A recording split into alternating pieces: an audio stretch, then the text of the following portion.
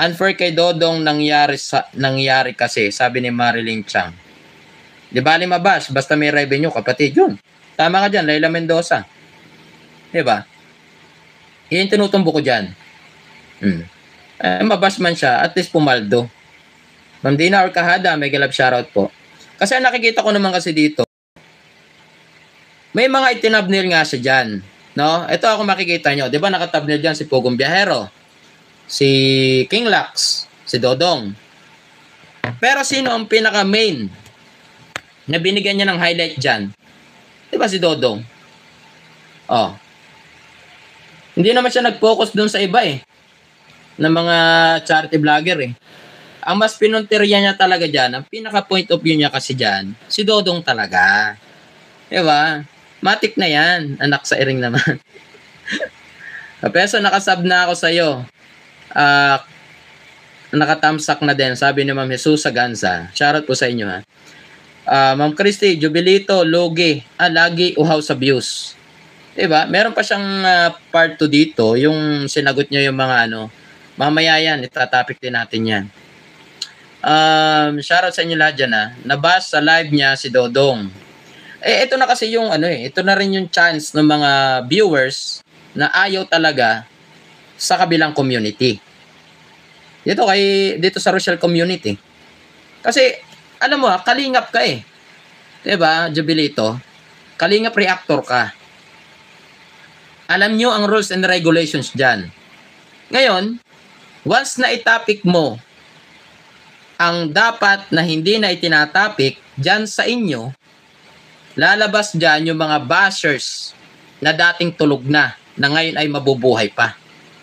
Nagigets mo, Jubilito? Kasi, once na itapik mo yung inihiwalay na at tahimik na tumutulong na, diba? Tahimik na tumutulong, walang issue dyan. Pero once na itapik mo, dyan sa iyo mismo na comment section, mabubuhay yung mga ayaw dati-dati pa at may kagustuhan na ihiwalay ang community yun. Mabubuhay sila para magkomento dyan. At doon na magsisimula ang bashing. Nagets mo, Jubilito? Kasi kalingap ka Kalingap reactor ka. At alam nyo ang rules and regulations. So once na itapik mo siya, si Dodong, i-thumbnail mo siya, ganon din yung mga iba pa na mga kasamahan nila, kung meron man, diba? Marami dyan ang lalabas ng mga dating bashers ng Rochelle community. At yan yung chance nila para mang-bash ngayon. Yan yung pinupunto ko naman dito sa ginawa mong pag-reaction. Kasi alam nyo na nga rules and regulations, pero ginagawa nyo pa rin yung dapat na ay yung hindi dapat Diba? Heartburn of Dubai. Yun nga free tayo magbigay ng opinion.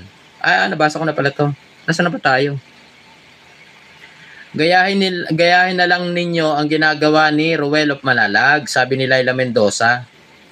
Popsi Lacambra, Ma'am Charlie Jordan, hello po. Hello host Kapeso sa lahat nandito. Ran Cudi, sa mga nandiyan ha, shoutout po. Hikari Uhira, hello Kapeso, butit nakabalik ka na. Oo nga po Medyo makati pa yung lalamunan ko. Sabi ni Ma'am Marisa Di Maano, hindi nila naunawaan na hindi naman nagko-compare. Meron naghahanap, syempre. Sila kasi yung iniisip na mauuna sa pagtulong. Dahil sila yung mas merong kakayahan dahil malaking community sila at nasa charity sila. Yes, correct, Ma'am Marisa Di Maano. Naghahanap, marami po ang naghahanap. Okay, di ba? Kahit nga sa live ko may naghahanap May mga nagtatanong Kasi hindi naman maiwasan na hanapin sila. Kasi sila yung sikat din pagdating sa charity. Diba? So, yung mga supporters, hindi naman, imposibleng mawala ng supporters sa mga yan sa parting Kabisayaan. Or kahit dyan sa Mindanao. Diba? Hindi imposible na magkaroon sila ng maraming supporters sa Kabisayaan. Kaya, marami talaga maghahanap sa kanila. Diba? Questionable sa kanila, syempre, as supporters, viewers, fanatiko. Diba? Yung mga fanatiko sa inyo. na tumutulong kayo at kayo nga yung nagbitaw dati na Luzon, Visayas, Mindanao, lilibutin nyo. Diba? Pero, siyempre, sa panahon ngayon, na marami ngayon nangyayaring ganyan sakuna, trahedya, nababalitaan nila na kayo ay nasa ibang bansa. Siyempre, may mga bagay na doon lalabas naman yung mga comparison. After po ng paghahanap, sabi ko nga, after ng paghahanap, susunod na po dyan yung comparison. At hindi naman doon maiiwasan talaga. Lalo na sa comment section. Diba? Kasi nasahanay sila ng charity. Bakit yung mga maliliit, hindi masyadong kilala, nakapunta ng Cebu, nakatulong kahit nasa Luzon sila?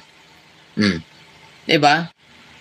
Talaga may pagkukumpara po yan. Kasi nasahanay kayo, sila, ng charity. At kilala din.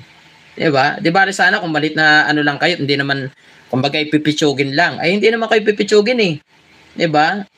Nakakasama nga kayo sa mga, tawag dyan, sa mga most top, yung mga, ano baga, tawag dyan, survey. Minsan nga, nangunguna pa kayo, pangalawa. Diba? Sa mga survey. Kaya hindi may aalis na yung mga supporters nyo dyan sa Kabisayaan, sa Mindanao, hahanapin po kayo. Diba? Tapos malalaman nga nila na kung sa ibang bansa nakakapunta kayo, bakit daw sa kanilang lugar, sa Kabisayaan, hindi kayo nakakapunta. Ang dami niya mababasa sa comment section. Like yung in-screenshot nitong si Jubilito na kine-question. Etong hindi pagpunta ng kalingap dyan sa mga naano ng lindol. Kasi nga, nagbibitaw kayo ng salita, no? Shoutout po doon sa nagpalipad, kung sino man po kayo, nahanap ko lang. Si Ma'am Helen Mons, ayan. Ayan, salamat po kay Ma'am Helen Mons. Ayan, sa palipad nyo po. Diba? Hindi may aalis yun eh. Hindi may aalis. Lalo na't napakarami yung mga fanatiko. Diba? Hindi may aalis na hanapin kayo ng mga yan. Baka nga yung iba dyan, sumama pa yung loob eh. Dahil, siyempre, yung panunod nila sa inyo, pagsuporta, diba? Tapos pagdating pala ng araw na sinasabi nyo dati na Luzon, Visayas, Mindanao, iikutin nyo, lilibutin nyo. Diba? At kayo din naman na may sabi dati na sa mga ganyang panahon, hindi maaasahan talaga ang gobyerno at charity vlogger ang maaasahan. Diba sinabi nyo yun dati? Kung matatandaan nyo. Baka naman nalimutan na rin ng mga yan, yung mga nandiyan sa kabila. Diba kayo mismo nagsalita noon, nagbanggit sa live nyo, na mas magaling pa nga kami sa mga politiko, mga nakaupo sa gobyerno. Dahil yung kanilang trabaho, nagagampanan namin. Kaya magpasalamat kayo at may mga charity vlogger. Diba?